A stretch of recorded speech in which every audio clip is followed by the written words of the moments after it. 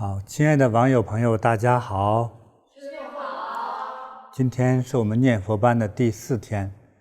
今天呢，我给大家大概解释一下关于观世音菩萨和观世音菩萨的愿望。在我们之前学习那部经叫做《观无量寿佛经》对，当中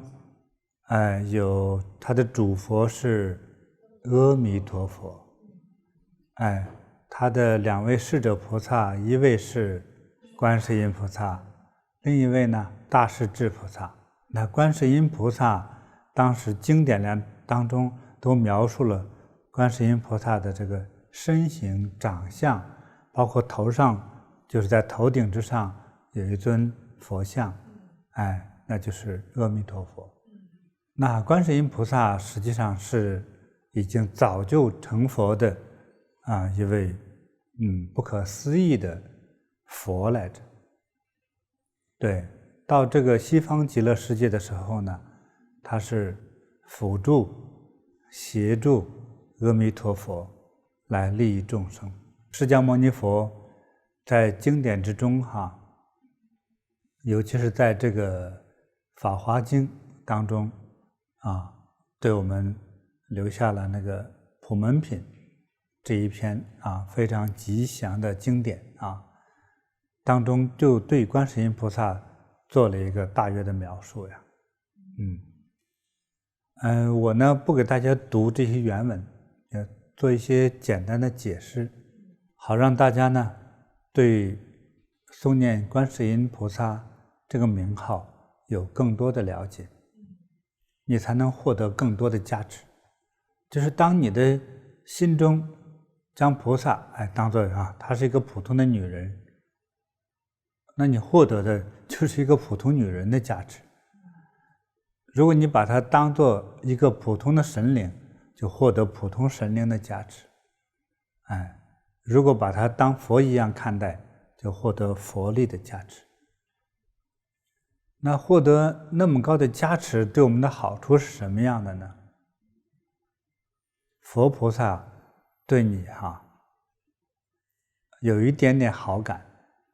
你在这个世界上就是大富大贵，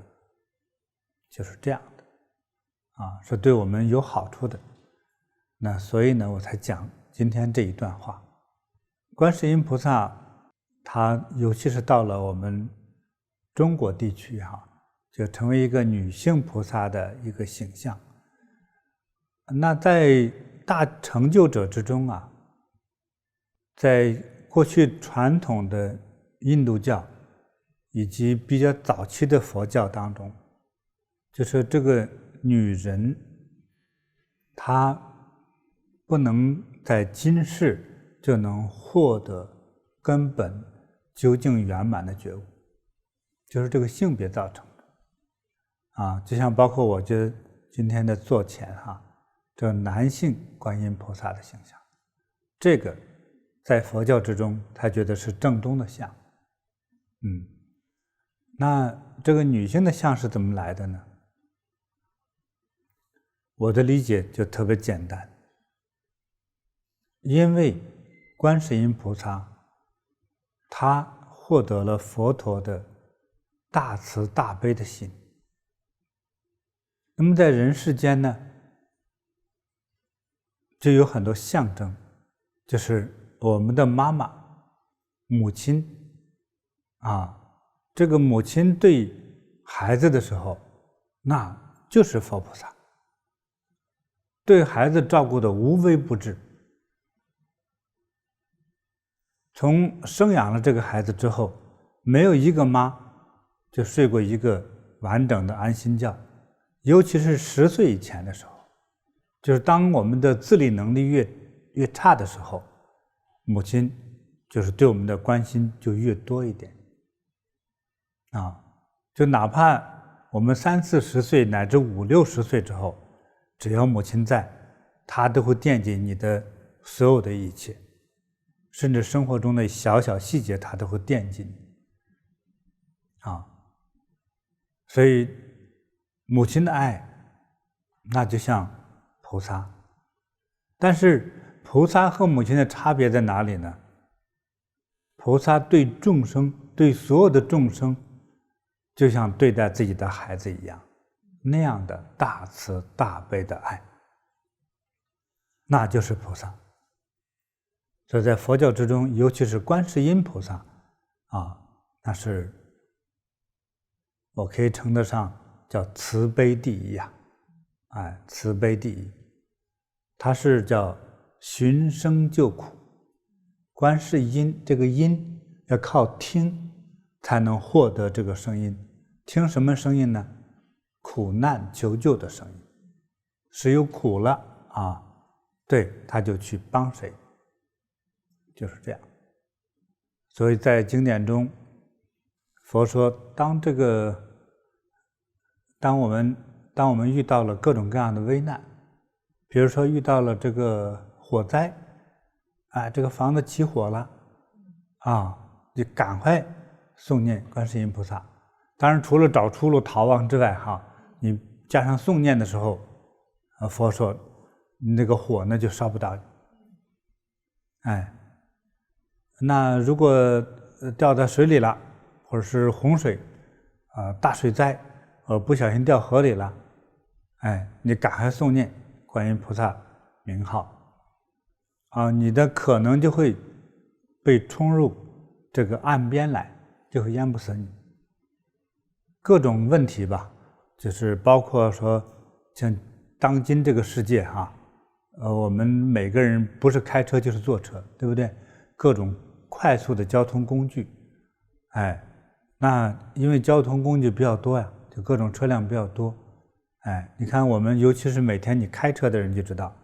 如果你稍微一走神，或者今天睡觉睡得不够好稍微有点分神的感觉，就是那种危险的画面就会产生，一不小心就会撞车，一不小心掉到河里去，都是有可能的。所以当车辆多了，速度快了，这种交通的危难越来越多。每一个城市每一天都有大量的这种交通事故，每一个城市每一天都有因交通事故而丧生的人。当我们诵念观音菩萨这个名号对，那我们就会得到保佑。这有时候那个刹那间的那个车祸发生的时候，当你得到保护的时候，就通常车撞坏了，人不会受伤当然这个不是个玩笑不要拿这个做实验，但是当有真正这种问题发生的时候，那有观音菩萨护佑的话，人通常是平安吉祥的。那包括各种交通工具吧，包括飞机轮船都是要小心那么当遇到各种危难的时候尤其是像天灾地震，还有些国家有火山呢对，那有些人呢，你有这种诵念的这个习惯的话呢，当这个灾难之前的时候呢，你都可能会有所感觉，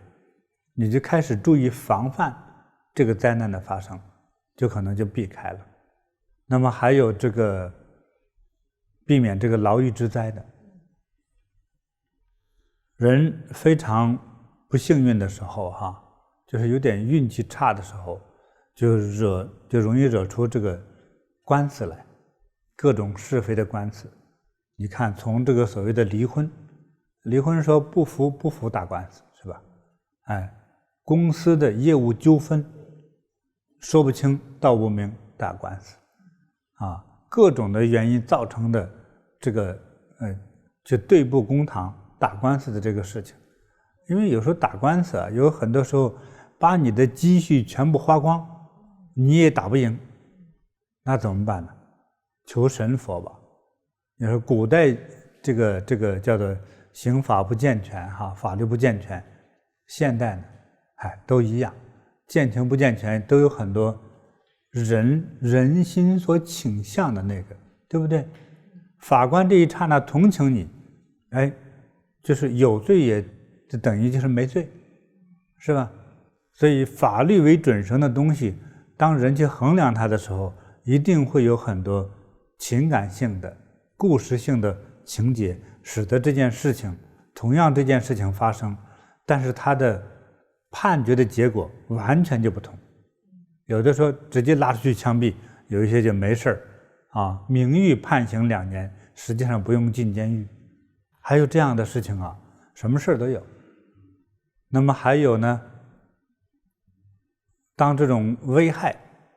不知道什么原因造成的，别人害你，比如给你投毒，或者要杀你等等这种来伤害你的生命的时候伤不到。在过去在古代，像记录这种故事就特别多是吧？有人因为某种原因给某某人下毒、下药挖陷阱等等的，害死那人。当有这个福气得到菩萨护佑的人，就没事，他就能避开了，是吧？还有的像电影故事一样说一碗汤要喝了，一只小猫过来，啪一下就把这个汤碗给撞洒了，是吧？多了。还有一些旁边的人不小心一碰就碰掉了。有的真救你的，有很多是神在救你，而对方也不知道，无意中就把你那个碗打掉，你就不会喝掉毒药太多了这种神奇的事情对，所以当有佛菩萨护佑就是那么好。那么还有呢，就是当今这个诈骗、电话诈骗、网络诈骗非常的猖狂。因为有了这个电话和网络之后给这个诈骗集团呢也带来了很多法律上的漏洞你比如说这个人在亚洲的国家亚洲国家小，对不对？比如说我在马来西亚，我诈骗旁边泰国的人，那被骗的人是泰国人，对不对？那这样马来西亚的警察没法管，也不知道，因为也没人在马来西亚报案的，而且被骗的人也不知道骗他的人是哪个国籍的呀，对不对？就算知道了，马来西亚的人说也没有在我们国家犯案，又不是一个高危险分子，我们没有理由抓他，对不对？所以现在的人很多有现在诈骗的方便性过去人骗人都是当面骗，现在通过电话，通过网络，是吧？那很多老人他也不出门他越没有接触社会就越容易上当。他们编的可像了，他就看你的年龄感觉分析你用哪些方式骗你，他们有很多奇招妖法，总能最终就把你这个钱给骗了，就是这样。对，但是如果有佛菩萨护佑，你一下就会想到骗子现在呢也是佛菩萨护佑你，我先告诉你，你接电话之前你先想这人是不是骗子先有这样的多一个心眼儿。我看还有今天很多人在网上还有被骗的是情感被骗，所谓骗情，但是目的呢是为了骗钱，对吧？就有这个一个男的或者一个女的长得好看一点同时在网络上和很多人一起所谓的谈恋爱，目的就是诈骗钱财这种非常多在10几年前我就破过这个案在美国一个弟子，他还觉得有点心虚，就是在我们香港一个国际大财团给他们弄游戏中奖了，中10来万块钱，师傅如果咱这个钱拿回来，咱俩对半分。我谁有这习惯呢？你自己心里没底就说，是吧？但是我也对破案有兴趣，咱们一块破案吧。结果经过3天的时间给他破了这个案，根本就是骗子。最后非把老先生给逼出说山东话来了对对，全是骗。就是我能找到他的漏洞，找到漏洞之后，用一些方法让他说实话，对，最后就我们被骗的师姐就信了这对方真是骗子，怎么编得那么圆满，连网站设计都像真的一样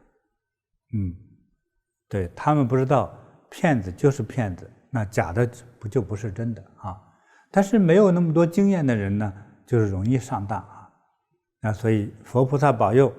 啊，这是第一，佛菩萨保佑啊。对于骗子这个问题，第二个，别贪小便宜，朋友们，别贪小便宜。很多被骗的原因，就是说你中奖了啊，你莫名其妙你会获得一笔财富，就是因为这个原因，那就哎呀太棒了，谁也不能告诉啊。就在加拿大还有那个他的儿子是律师，专门做这个刑事官司的律师，够厉害吧？那个老太太亲自跟我说，我儿子是律师，你知道？我说对呀，你是能骗得你，你比猴子都精啊，是不？我们和你在一起，我是师傅都上你的当，还能有人把你给骗了？哎呀，就是把我给骗了。对，就说他中了一笔奖，而且讲的是非常的合情合理。他也觉得飞来的福气的时候，他儿子是律师，一说亮他儿子是律师，谁都怕，对不对？那他说好吧，这样你这个喜讯我告诉我儿子，我儿子是律师啊。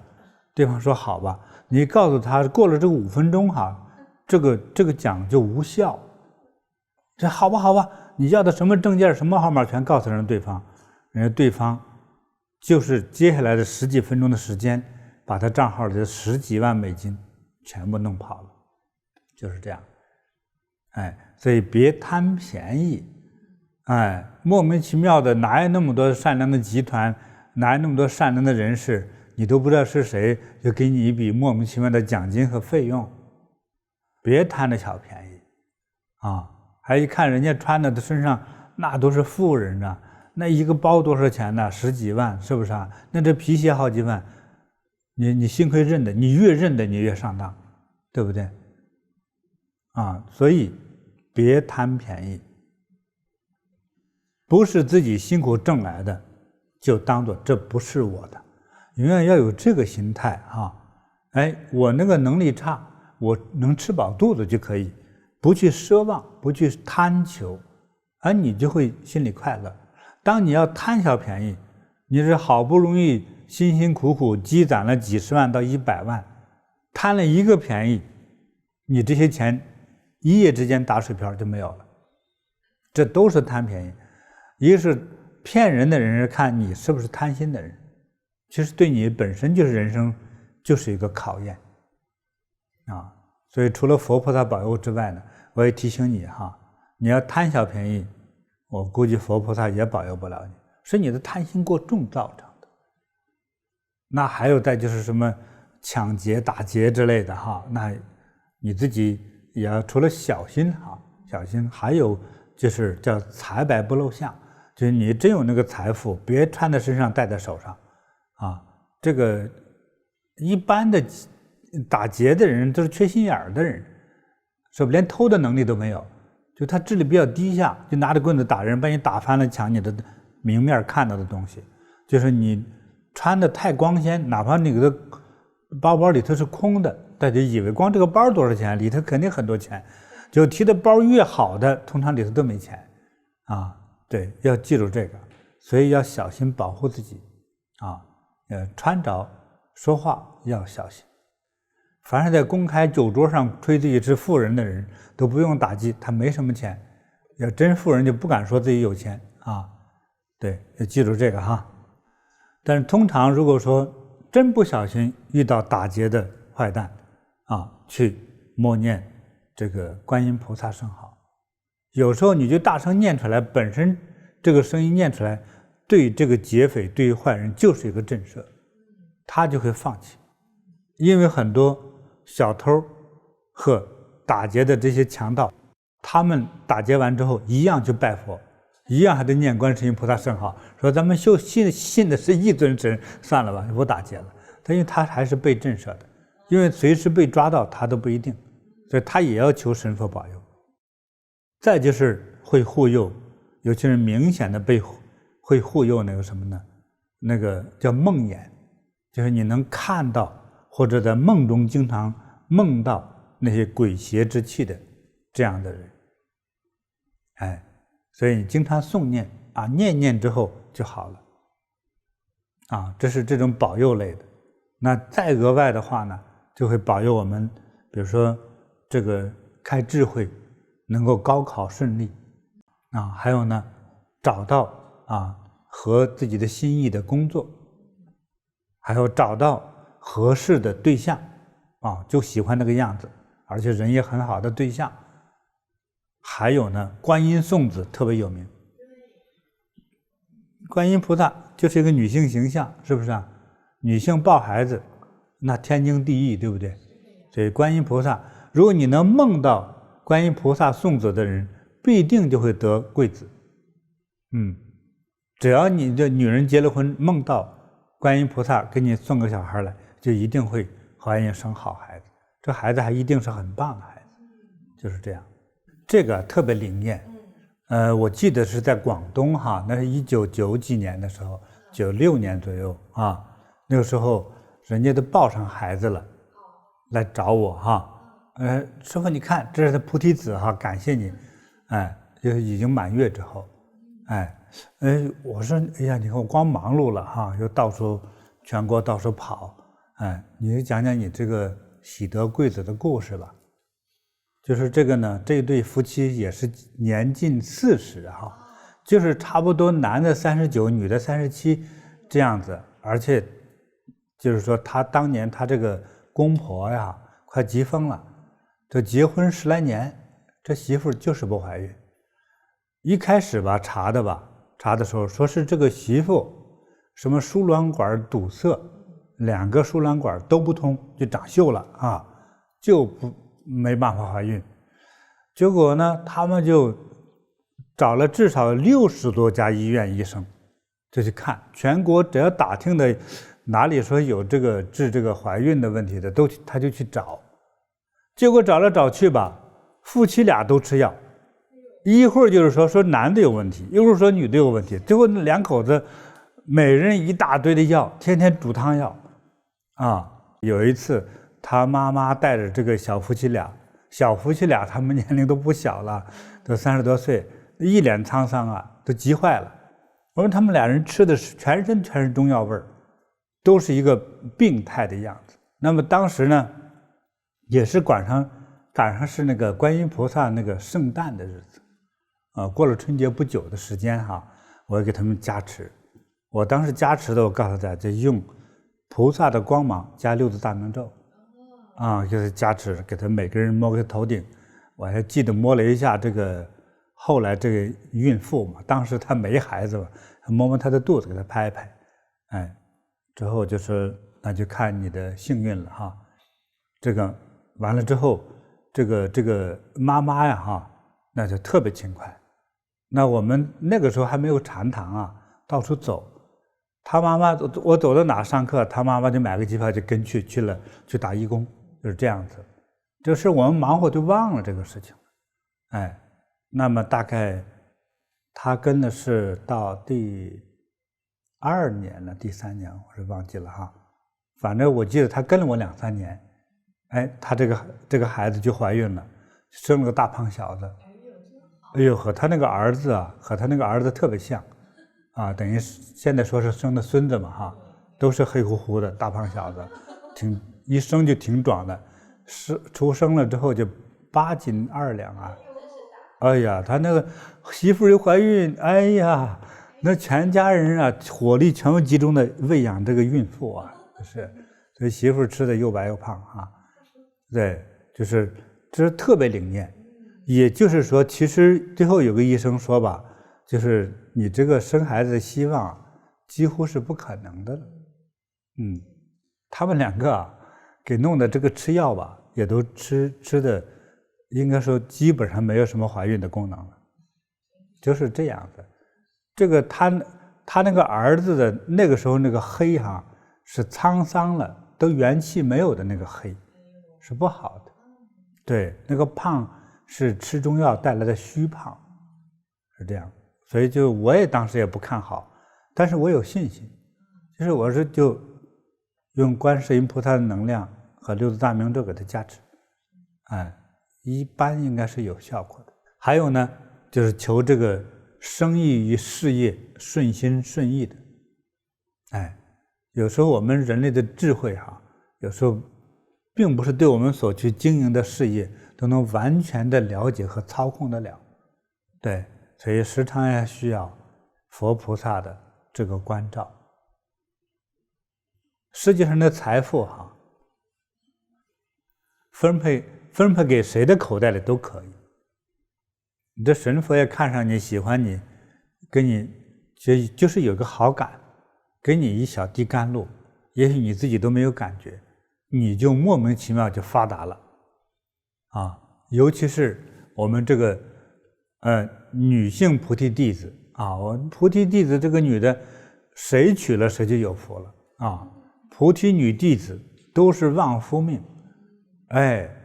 对吧？嫁给谁谁就发达了，对，所以呢，就是有这种好心好命的人对，将来你的家庭事业就会发达兴旺。所以的话呢，大家抽空就多诵念观世音菩萨的名号，还常常无论是点灯诵念，在节日的时候有供养观世音菩萨，那是更好佛在这个经典之中，又在普门品之中问佛的为菩萨叫无尽意菩萨就是这个听到佛讲到观世音菩萨大慈大悲，无所不在，叫做化身无限分身无量这么多神圣的身和神奇的能力。说为什么有千手千眼观世音菩萨呢？其实就是化身无限的意思，岂止是1000尊呢，无数无量的又慈悲天天时刻的都在帮人佛就说如果有这个众生能够供养观世音菩萨的话，那你就真是有福气了。那这个无尽意菩萨是问佛话的这个尊菩萨，无尽意菩萨立刻就从自己的脖子上解下一个价值连城的一个珠宝链子去供养观世音菩萨。观世音菩萨大慈大悲，不要拒收在佛陀的劝说下，观世音菩萨呀，你呢还是可怜他吧就怜悯众生嘛，你就可怜他这一番真心真意吧，你就收下，就是给他做功德的机会观世音菩萨听佛的劝说，就只能接受，说好吧。之后呢，就将这个珠宝的链子一分2半，一半供养这个佛祖释迦牟尼佛一半供养到这个佛陀的舍利宝塔上去对，因为一个佛教修行的开悟的人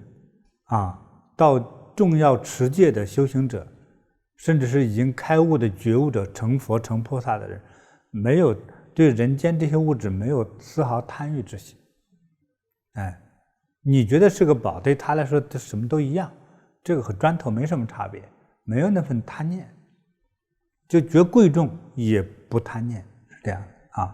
所以能够菩萨能收下你的供养，就是给你做功德的机会。所以我们常常的诵念修行念观世音菩萨名号时间长了之后我们的能力能量和得到的这种祝福加持就会变得更强大那么还有呢，我在提醒大家呢，还要多做功德多做功德，就是消除你的过去的那些业就是做的错事，就是负能量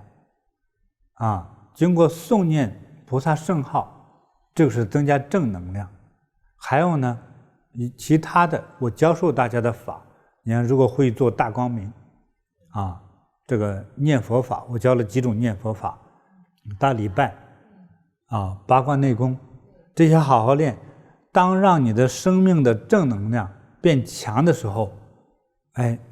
你的这个命运才会得到改变，就会变好起来，就是大家知道吗？哈，所以我在提醒，就面相学当中的，你看那个大富大贵的人的肤色、眼神，尤其是眼神是什么样的？那样的透亮，那样的有神，是不是？那我们也对比了那些大坏蛋的那个眼神，那完全就是相反的。所以就是我提醒你呢，让你去修，去做这些功德，让自己的整个生命的能量得到了转化，从负能量变成正能量，从欠债式生活变成存了很多款式的生活。对，那你的能量就变强了呀。你变强了之后，做事情就顺利了。当你身体没有这个能量的时候，说实在话，有很多人，比如说你的叔叔是一个公司的老板，是不是一个总经理，你的公司几十亿美金啊？那比如说你作为侄子的你，我叔叔做这个，我去了之后，哪怕做个小经理也可以做吧。叔叔和你谈了一番话之后，就决定不用你，但是我可以给你点钱，你去生活，你不要跟我打工，因为你做不了。别说总经理了，你连自己都管不了，几点起床你都做不到。为什么呢？第一件事就是，当你的两眼无神，皮肤无光的时候，你是一个这个作息行为是散乱的人是懒惰的人，是一个行为失控的人，你肯定做不到，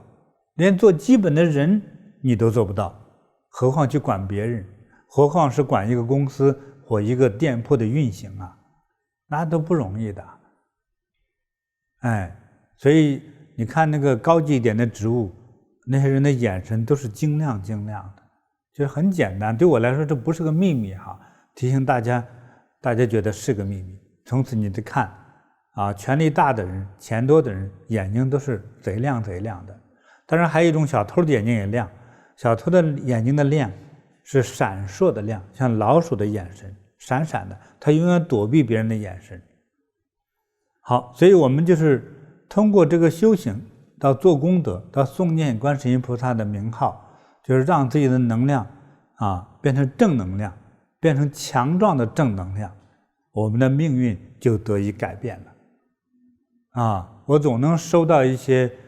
网友就是来信说，师父帮我找个工作，帮我找个好对象，帮我找到好学校等等的。我帮你找非常容易，但是你进去了之后，你肯定很痛苦，因为你是最差的。所以你要让自己要进步起来，要能量充足起来，你到了那儿你不是最差的，对不对？比如说进好学校，你到了那儿至少你考个中等你不是那么丢人你到那儿一个最差的，跟不上班，还叫老师给你赶出来吗？你就觉得自己很颜面无光所以要自己要懂得了这个道理要修行要做功德这样你的命运才会真正的得到改变